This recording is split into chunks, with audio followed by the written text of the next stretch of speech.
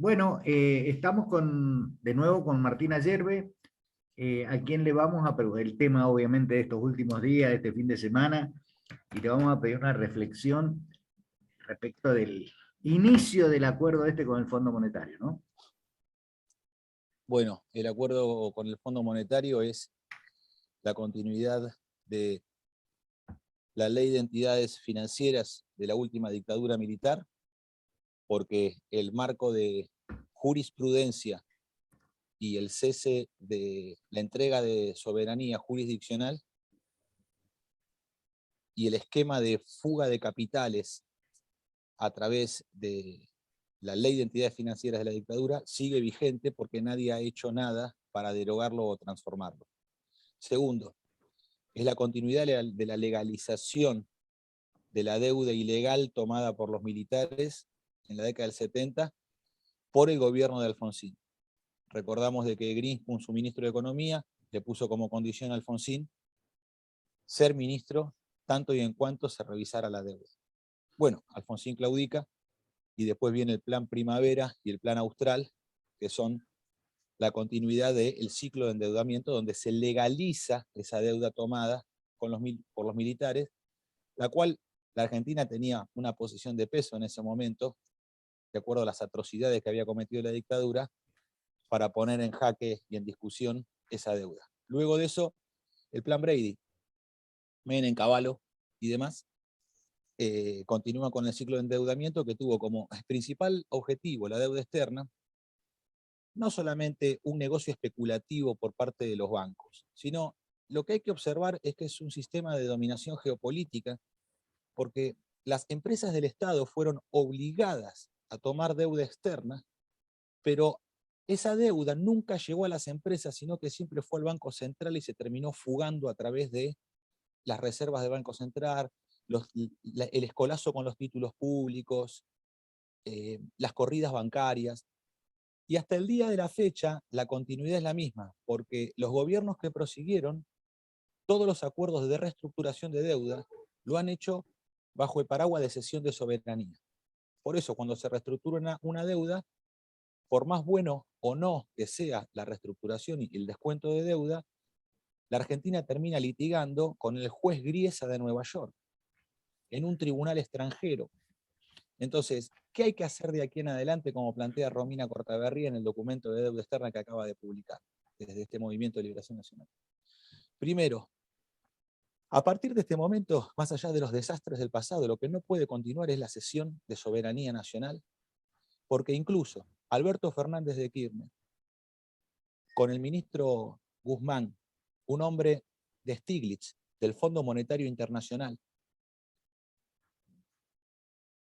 han retrocedido por lo que Axel Kicillof, ex ministro de Economía en 2015, en las Naciones Unidas, logró una votación favorable para el país en lo que significa reestructuración de deuda soberana. O sea que han ido para atrás de sus propios pasos. Entonces nosotros tenemos que, además de no rescindir la potestad soberana, hay que salir del esquema de garantías de recursos naturales, bienes patrimoniales y defensa, que son los acuerdos que se acaban de firmar.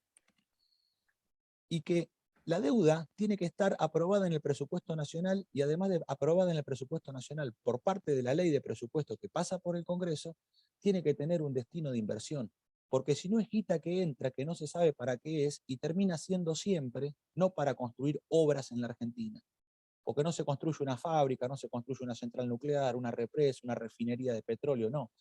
Termina siendo reservas del Banco Central para luego ir hacia la especulación financiera con los títulos públicos y con las corridas bancarias, LELIC, LEVAC y todas esas porquerías de la usura.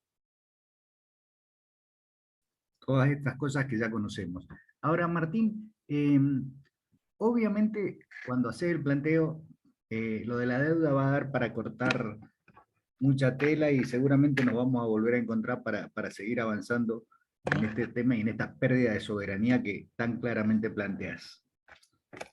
Ahora, yo te quiero preguntar, me he quedado pensando varios días después que hablamos la semana pasada, ¿en qué patas, porque acá hay poderes fácticos, hay establishment, hay intereses eh, que se encargan de proteger y de cuidar estos modelos de gestión que acabas de describir con la deuda externa, pero que refieren a casi todo el país. Refieren a los subsidios del transporte, refieren a las exportaciones de los commodities, o sea, todas esas situaciones, ¿cómo vas a convocar a esta burguesía, a este patriciado con sentir patriótico nacional, cuando todos estos poderes te van a tirar, pero desde munición gruesa de diversos ángulos? ¿Cómo me sigue preocupando la transición? O sea, me seduce lo que me contás, pero me cuesta imaginarme la transición sin que te llenen de prensa mala, te llenen de prejuicios, te llenen de imposibilidades, como lo han hecho en los últimos 200 años. Yo no sé si hay patriciado. Lo que hay es oligarquía en la Argentina. Correcto. Tampoco es verificable de que haya burguesía nacional. Pescarmona, en Mendoza, hace más de 10 años que está intentando retirarse. Nosotros ya lo anunciamos hace tiempo. A nosotros no nos sorprende la noticia de que Pescarmona se radica definitivamente en Estados Unidos. Hace más de 10 años que está intentando hacerlo. Y para hacerlo lo que hizo fue quebrar artificialmente la empresa para que el Estado argentino le pague para poder rajar. Es una vergüenza. ¿Ese podría ser la última expresión de la burguesía nacional? Bueno, todo lo que crece tiene destino a irse al extranjero. Entonces ese esquema no anda más. Ya fracasó 35.000 veces. Traicionaron en el 55 a su principal impulsor y benefactor, que fue Juan Perón, plegándose a las fusiladoras. Entonces, lo que anda en la Argentina y anduvo siempre es el Estado empresario. La empresa del Estado, integrada verticalmente, con una cadena de valor de pequeña y mediana empresa, donde el 30% del valor y el trabajo lo da la empresa del Estado y el 70% del valor y el trabajo lo da la PYME. De hecho, la PYME produce un poco más de valor agregado por kilo que la empresa del Estado. Al ser mayor la escala de la empresa del Estado, de la terminal, el costo por unidad es menor, mientras que la PYME, su costo por unidad es superior, y este es el modelo de desarrollo argentino. Así YPF, en los tiempos en los cuales la familia de Itela radicaba en la Argentina y tenían una sociedad industrial de amasadoras mecánicas, una tornería muy elemental, bajo el impulso de una ley que prohibía el amasado del pan con los pies, empiezan a fabricar amasadoras mecánicas. Bueno, el general Mosconi, impulsor de YPF, creador de la mayor empresa estatal de la Argentina, de la primera estatal petrolera del mundo, y de Pemex en México, ANCAP en Uruguay, Petrobras en Brasil y YPF en Bolivia, porque eso es el Estado empresario argentino y el Estado empresario continental, que es antiimperialista, que va por la autodeterminación de los pueblos de manera práctica, a través del trabajo y de la industria. Desde ese modelo, Mosconi le pide a los de Itela, decían, que le fabriquen los surtidores para la YPF de todo el país. Se hicieron asquerosamente ricos con esas órdenes de compra. Se diversificaron hacia la fabricación de equipos para campamento petrolero, las cigüeñas que chupan petróleo en el campamento. Para eso, además del trabajo de herrería de estructura metálica, tenían que fabricar también motocompresores, motogeneradores estacionarios. A partir de ahí se diversifican hacia la producción de transformadores de baja, media y alta tensión de conducción eléctrica, o sea que pasan del plano del petróleo hacia la generación de energía, el transporte de energía eléctrica. Ponen la fábrica SIAT de tubos para gas y petróleo. Entonces, fíjense que SIAM, que siempre se lo manifiesta como la nave insignia de la burguesía nacional, la nave insignia de la pequeña y mediana empresa argentina, que llegó a alcanzar a tener en sus filas 10.000 trabajadores, que pasó de ser mediana a ser grande, todo su desarrollo se lo debe a las órdenes de compra y la transferencia tecnológica que le dio la YPF estatal. Hoy, ¿por qué no hay una SIAM de la burguesía nacional? Porque no hay una YPF 100% estatal que desarrolle proveedores y que nacionalice sus compras como ya se hizo. Porque la YPF ahora privatizada no tiene potestad, no tiene poder para comprar todas las válvulas, todos los tubos, todos los equipos de perforación, todos los camiones en la Argentina. Por eso compran en el extranjero. Se vio a la vista el ridículo de que en el gobierno de Macri, la YPF Argentina repartía pelotas para el Mundial del Fútbol compradas en Tailandia. Entonces, es una burla. Por eso el desarrollo argentino tiene que ver con la empresa estatal, que no porque por precio le conviene más comprar argentino, comprar afuera. No piensa con esa cabeza de transacción de mostrador, con esa cabeza amarreta y pijotera de andar buscando precio, a ver quién le es más barato. No, eso es miseria, no miseria económica, eso es miseria espiritual. Lo que hace YPF es contratar en el país para desarrollar su propia cadena de valor con la pequeña y mediana empresa argentina, porque su esquema es de defensa nacional, su concepción es de defensa nacional, y necesita tener en el país sus propios proveedores. Mirá si tiene un conflicto internacional la Argentina y tenemos problemas para abastecernos de tubos sin costura, porque esto ya pasó con Techín, con la supuesta burguesía nacional, que de burguesía tiene poco y de nacional menos. Son internacionales y son oligarcas. En el caso de Venezuela lo hemos visto. Cuando Techín tenía Sidor en Venezuela, se negaba a venderle tubos sin costura a la petrolera, a la cuarta petrolera del mundo, que era PDVSA, porque decía que tenía contratos firmados con anterioridad a nivel internacional. Entonces, ¿para qué te sirve tener una empresa que fabrica tubos sin costura si se dedica a abastecer a los norteamericanos en vez de la propia nación? Esto es lo que ocurre exactamente hoy en Argentina, donde Techín exporta el 70% del producto de acero que produce en el país. Entonces hay que volver a la ley Sabio y a los altos hornos bajo la Dirección General de Fabricaciones Militares.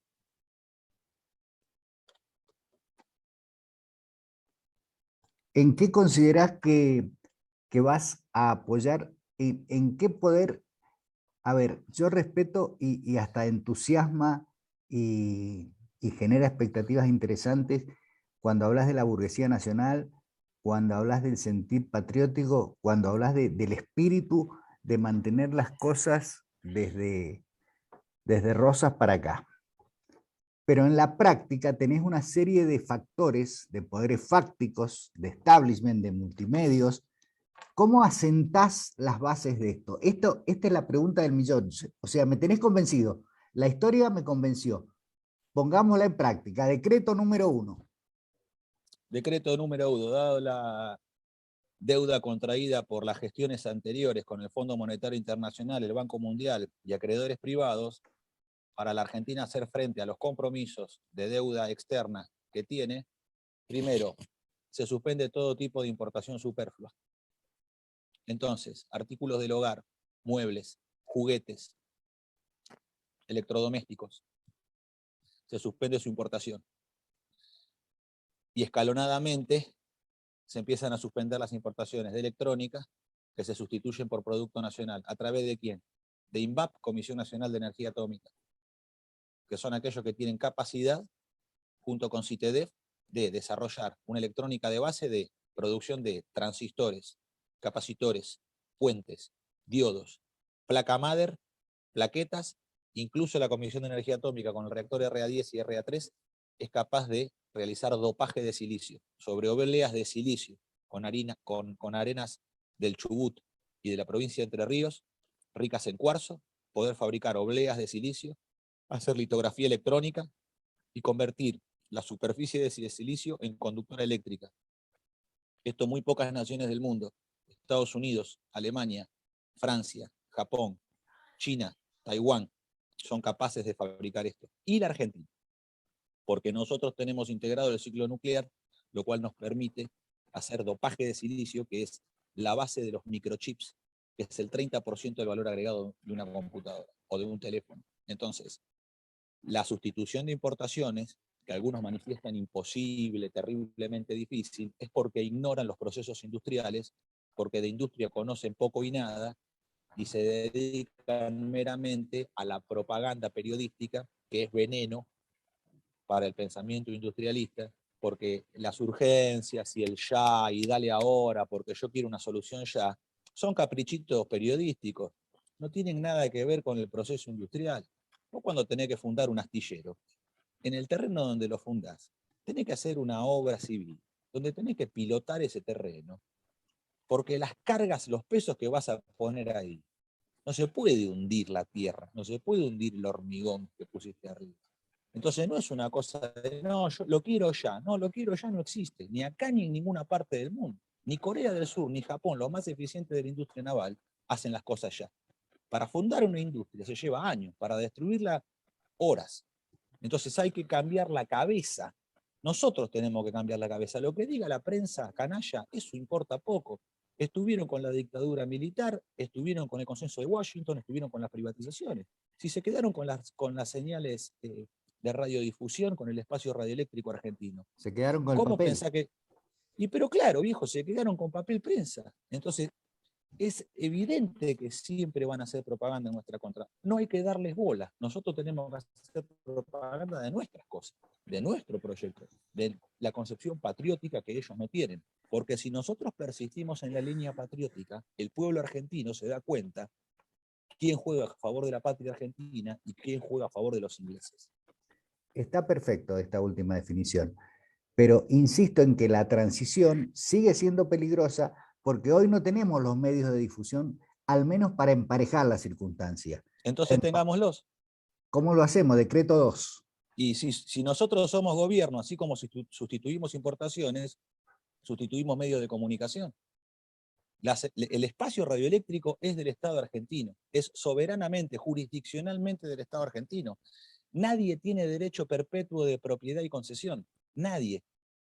Esto está dentro del marco de la Constitución Nacional Argentina de 1994, la cual no nos resulta la mejor Constitución argentina. A nosotros nos gusta más la de 49, pero no importa. En la actual Constitución Nacional, sin tocar la Constitución Nacional, bajo el amparo de la Constitución y la ley de radiodifusión, la Argentina puede volver a recuperar el espacio radioeléctrico. Y además, esto no es meramente hacerse de aquellas frecuencias que quedaron en manos extranjeras, sino lo que hay que hacer es repartir transmisores en las frecuencias moduladas y AM de todo el país.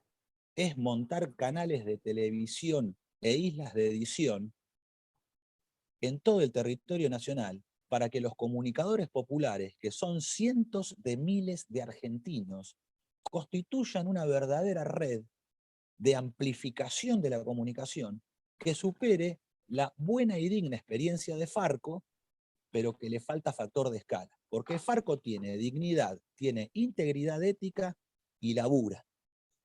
¿Pero qué le falta a Farco? Volumen. Factor de escala, transmisiones, volumen, antena. Entonces vos tenés que el espacio radioeléctrico ordenarlo de esta manera. No es infinito. Entonces hay una serie de frecuencias disponibles. Y por otro lado, no podés tener picos en las antenas, en los transmisores, que tapen a las frecuencias que están a derecha y izquierda. Porque el problema no es solamente la concesión de la frecuencia, sino que la multinacional, a través del poder de la guita, agranda su transmisión, su transmisor y sus antenas, entonces tapa lo que están al lado. Sí. Entonces vos tenés que regular no solamente la amplitud modulada y la frecuencia modulada, tenés que regular la potencia. Esto que yo digo puede parecer un poco drástico. Bueno, fíjense, Gabriel Fernández, de la Señal Medios, de Radiográfica, me desasnó cuando le propongo esto. Nosotros somos fundadores de la Radiográfica, entre otras cosas. Y cuando le digo a Gabriel Fernández cuál es nuestra concepción sobre esto, me dice, claro, es como regula el Estado alemán el espacio radioeléctrico propio. Claro, si lo queremos hacer los argentinos está mal, si lo hacen los alemanes está bien. Relaciones internacionales, vamos al decreto número 3. La embajada y toda su capacidad de lobby, con la perversión que trabajan históricamente, ¿cómo lo vamos a regular? Porque vas a tener que seguir manteniendo relaciones internacionales. Claro que sí. Nosotros somos las relaciones internacionales. Somos el verdadero vínculo del país con el mundo. No este vínculo actual, los últimos 40 años que son de dependencia. Nosotros seremos las verdaderas relaciones internacionales que van a tener un orden a través de los pactos bilaterales y equilibrados. Entonces, la China que compra soja va a tener previsibilidad con nosotros para con contratos a plazos, mantener precio, plazo y calidad en el tiempo. Y un flete compensado marítimo donde la mitad de las cargas las realicen ellos y la mitad de las cargas las realicemos nosotros. Porque incluso el gigante asiático no es totalmente independiente de las multinacionales de los granos. Ni el gigante asiático es independiente de las 5 hermanas de los granos: Cargill, Dreyfus, Continental, Bunge, Archer Daniel Midland. Ahora, si las dos naciones, la Argentina y la China, establecen un pacto bilateral y equilibrado entre naciones por fuera de las multinacionales, se producen 2 efectos prácticos. El primero es que se constituye una línea marítima de intercambio donde la mitad de los barcos son argentinos y la mitad de los barcos son chinos. Entonces queda el flete marítimo para cada nación de manera compensada, que es valor agregado compartido. Tripulaciones argentinas, con buenos sueldos de navegación, que después vuelcan al mercado interno argentino y le dan de comer a otros argentinos. Genera una línea de construcción naval, de buques que atienden esa línea, porque los astilleros que atienden líneas marítimas, cuando hay una línea marítima, hay trabajo, y si hay comercio, hay un astillero atrás que va fabricando la bodega necesaria, la cantidad de barcos que se necesitan para ese intercambio. Entonces hay trabajo industrial, de industria pesada, de alta complejidad como la naval. Tercero, se provoca renta diferencial que se apropian las multinacionales, queda como renta al país que produce en el intercambio. Porque Cargill, Continental no hacen esto por amor a la humanidad. No, facturan y manejan la panza del mundo, la panza de la humanidad. Manejan el alimento de la gente. Y no lo hacen por amor al arte o porque son bondadosos o misericordiosos. Entonces, esa renta, que hoy es invisible para el productor argentino, porque el productor agrícola, bajo la estupidez de las retenciones, que es una medida que además es heredada de las dictaduras militares, porque es una idea desarrollista de Frondizi, de Onganía, de todos los desarrollistas de la embajada norteamericana, de la Alianza para el Progreso de Kennedy y de los de ahora de John Maynard Keynes, es de cuarta, es una discusión interminable la de la retención. Lo que hay que hacer es nacionalizar el comercio exterior y al productor darle precio sostén, y al apoderarse el Estado argentino de la renta diferencial de la cosecha, puede pagar mejor al interior que lo que pagan hoy las multinacionales. Los chacareros ya lo saben, ya no pueden engañar a nadie las multinacionales. Los de la Federación Agraria saben perfectamente, viven cotidianamente con un decrecimiento de su tasa de ganancia, porque se dieron cuenta ya de que son apenas un eslabón de una cadena de valor internacional, donde no solamente la multinacional les compra, sino que les vende el herbicida, el glifosato, la urea. Son esclavos de la multinacional. Martín, Entonces tiene que haber un modelo que sea el del IAPI. Me estás refundando el Estado. Esto requiere una batalla Sí. cultural compleja. Y requiere un nuevo contrato social. Definímelo con cosas que yo, que soy un lego, las pueda entender. Refundar Estado, batalla cultural, contrato social nuevo. Bueno, refundar el Estado significa volver a las empresas del Estado para conducir el proceso económico. Acá no es suficiente reformar una Constitución Nacional de manera inmediata. ¿Por qué? Porque hoy no se cumple ni siquiera la que hay. Los que manifiestan que esta Constitución es unitaria y liberal tienen razón. Ahora, pero ni siquiera los unitarios y los liberales de este siglo la cumplen. Entonces es letra muerta. Si nosotros hiciéramos una reforma constitucional, seguiría siendo letra muerta en el actual orden geopolítico en el cual está inscrito. Por eso te hablé de contrato social primero. Después emergerá eso. Entonces, claro, es que cuando Perón hizo la reforma en el 49, primero había dado vuelta a la taba, había nacionalizado la banca, el comercio exterior, montado la industria pesada de astillero, estaba montando la industria siderúrgica, estaba montando la energía nuclear y la industria liviana a través de Industrias Aeronáuticas Mecánicas del Estado, proveyendo de tractor Pampa, moto Puma, avión Pulqui, auto justicialista, de lo que después fueron los Infitec, radica ICA, Industrias Kaiser Argentina, fabrica Kaiser Carabela, Kaiser Bergantín, la Estanciera y el Torino. Entonces todo eso fue una línea de avance del Estado empresario que garantizaba de que si la Ford y la General Motors quisieran vender autos en la Argentina, los tenían que fabricar acá con líneas de producción nacionales y no solamente meramente ensamblar como se hace ahora. Entonces, eso generó un desarrollo de una cadena de valor al interior de la pyme, que esa es la verdadera batalla. Porque la verdadera batalla no es por la televisión. Cuando hablan de batalla cultural, están hablando de la tele. Y la verdadera batalla es la cultura del trabajo.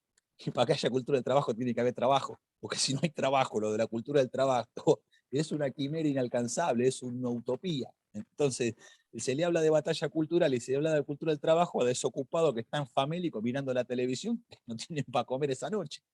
Entonces, lo que hay que hacer es refundar el trabajo. Y para refundar la dimensión del trabajo en la nación argentina se necesita de la empresa del Estado y la pyme asociada. Con respecto a lo contractual, nosotros no somos contractualistas. Nosotros creemos que la conducción es espiritual. El argentino es un tipo social muy particular. Dice mi compañera Romina Matuk, una de las argentinas que piensa filosóficamente el ser nacional, y Romina Matuk dice, los términos del contrato de Hobbes, para que el hombre no sea lobo del hombre, en la Argentina no tienen ningún tipo de efecto, porque aunque no haya contrato, hay una misericordia en el gaucho argentino que jamás puede vivir ni pensar los términos de ser lobo de otro argentino. Entonces el conflicto es con los extranjeros, no con los argentinos. Lo que hacen los extranjeros es dividirnos a los argentinos en la base Tenemos social. algunos cómplices acá adentro, ¿eh? Claro, sí, sí, pero son tropas y paya del enemigo. Y son Correcto. poquitos, no son muchos. La mayoría somos criollos de buena fe y que creemos en el apotegma de que aquí Naides es más que Naides. Entonces no aceptamos ningún tipo de dominación imperial de una nación hacia otra, pero tampoco aceptamos regímenes de servidumbre en Argentina. Porque ningún argentino acepta el régimen de servidumbre porque considera que otro compatriota tiene el mismo derecho y es tan igual como él. Esté más arriba o más abajo en las clases sociales. Porque el que es cirujano también respeta al que es ciruja, porque sale a trabajar con el carro. Entonces, aunque estén en la escala social y económica a mucha distancia, hay una identidad que es más que una identidad de clase, es más que una identidad de clase, es una identidad nacional en donde el trabajo se considera el trabajo como el mejor organizador social y se considera el trabajo como una acción limpia de la humanidad. Porque el trabajo ordena, el trabajo limpia, el trabajo tiene en el medio de la mugre de los talleres, en el medio de los olores a soldadura, a amoladora, a gasoil, en el medio de todo eso, de esa mugre del trabajo, lo que hay es un alma limpia de quien se presenta a trabajar, a transformar la materia y colaborar con el esfuerzo general de la nación. Por eso nosotros, más que contractualistas, creemos en la conducción espiritual de la patria, que significa proponer y convocar al argentino y que el argentino voluntariamente se suma, porque su tipo ético es el gaucho, su tipo ético es Martín Fierro. Nosotros no somos colectivistas. Todo ese chamullo de la izquierda del el sujeto colectivo. Los argentinos somos pueblo y somos individuos, no somos colectivistas. Antes No que hacemos el una mundo asamblea desarrollado me a corte poner el a votar Zoom, si Dios existe o no. antes que el mundo desarrollado que creó el Zoom me lo corte, quiero que me hagas un título y una bajada, nada más. Título y bajada respecto de las relaciones con los países hermanos de Latinoamérica. Porque creo que ese es el soporte que necesitamos para este desarrollo. La relación con los países de América del Sur, desde México hasta la Antártida, es para nosotros no un sueño poético de unidad de la patria grande, sino que es una necesidad y un imperativo categórico de la época porque solo los argentinos no vamos a poder. Las multinacionales concentradas en el comercio exterior demuestran que su facturación es superior al Producto Bruto Interno de los países. Lo acaba de Entonces, publicar Apple, 3 veces supera el Producto Bruto de México, Brasil y Argentina, sus acciones. Entonces, como hay multinacionales que son más grandes en su facturación que los propios países, nosotros necesitamos unidad para adquirir factor de escala. Entonces, nosotros hoy, por ejemplo, estamos en condiciones de fabricar electrónica nacional, computadoras, teléfonos, tablets, televisores, etc. No cualquiera en América Latina, nadie. Probablemente solo nosotros seamos capaces, por lo que expliqué vinculado a INVAP y a Comisión Nacional de Energía Atómica, donde nosotros ya demostramos capacidad de realizar cosas por el estilo. ¿Qué es lo que no quiere el imperialismo? El factor de escala. ¿Te va a dejar tirar un satélite cada tanto al espacio? Sí. Pero fíjate que frenaron el desarrollo del cohete tronador. Entonces, vos tenés el satélite, pero la lanzadera es de ellos, y el cohete es de ellos. Entonces, vos logísticamente dependés de ellos, y así te tienen sometido. Entonces, al ingeniero Marco Sacchi de la Universidad Nacional de La Plata lo tienen con la bota sobre la nuca, demorándole el desarrollo del tronador, donde ya tendríamos que tener integrado y estar tirando nosotros mismos el cohete al espacio. Ahora, con respecto al mercado, no te dejan fabricar teléfonos, 40 millones de teléfonos celulares, televisores y demás, porque ese factor de escala es el que sostiene a la industria sin subsidio. Entonces ya no es el Estado que tiene que pagar por la investigación del Balseiro y el CONICET. No, la propia actividad industrial factura y sostiene por sí mismo a Balseiro y CONICET dentro de un esquema de producción donde hay una porción de la ganancia que se destina al desarrollo. Así se trabaja. Entonces, América Latina, ¿qué es para nosotros? La posibilidad de fabricar no 40 millones de teléfonos celulares, de fabricar 600 millones de teléfonos celulares. Y de permitir a nuestros hermanos el desarrollo, transfiriéndoles nosotros, que podemos manejar esa alta complejidad, a que ellos que fabriquen los componentes que integran de menor complejidad. Solo nosotros los argentinos fuimos capaces de fabricar autos 100% nacionales. Nadie lo hizo en el continente. Ahora, sí, nuestros hermanos de la patria grande pueden proveer de calipers, discos de freno, carburadores, escapes, otros elementos que integran el automóvil, mientras nosotros vamos con la línea de lo principal que es motor, impulsor, caja de velocidad.